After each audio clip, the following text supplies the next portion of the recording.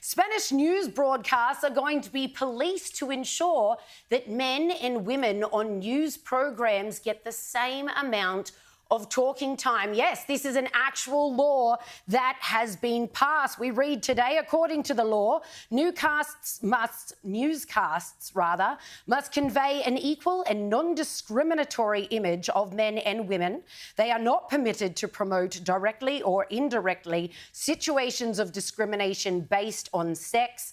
The CMAC, which is their National Commission on Markets and Competition, will review between 800 and 1,000 15-minute clips, which will be reviewed by a consulting firm that has been provided with €121,000 for both 2025 and 2026. So they're going to be monitoring Spanish news, the 250 hours of broadcasting per year, to ensure that men haven't talked more than women, women haven't talked more than men. I actually think this is not going to work in women's favour when we're all reminded of just last week on the ABC and Michael Sukkers' disgraceful treatment by the women there.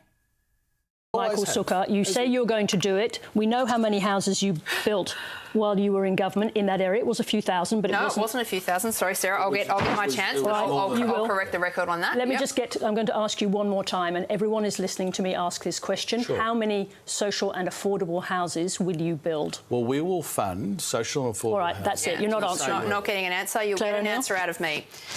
We've got an acute shortage of housing around our country.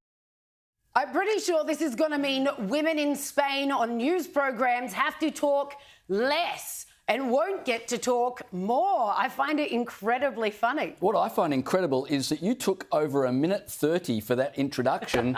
I took only just over 2 minutes to introduce the entire show plus a topic. So I don't know, maybe these laws could work the other way, Liz. That's what I mean. I think that's going to be the outcome. I'm very excited. I can't wait for them to be introduced in Australia so that Bronwyn Bishop will finally let me speak. The Spanish government are regarding this, if you allow men to speak more than women on a news program, as, quote, a very serious offence. And networks face fines of up to 2.6 million Australian dollars if they violate the laws. What's amazing to me is that you don't need government to do this. We've got broadcasters in the UK and in Australia who want to do it to themselves. The BBC a few years ago set up a system to keep track of which genders and which ethnicities were represented in TV programs to make sure there was equity. And SBS, back when they reported that, said, and I quote, this is from an SBS journalist, surprisingly, there are no rules on gender or ethnicity-based diversity enforced in Australia. What? So you've got SBS journalists being surprised that the government aren't mandating certain quotas of different people being represented on television. Well,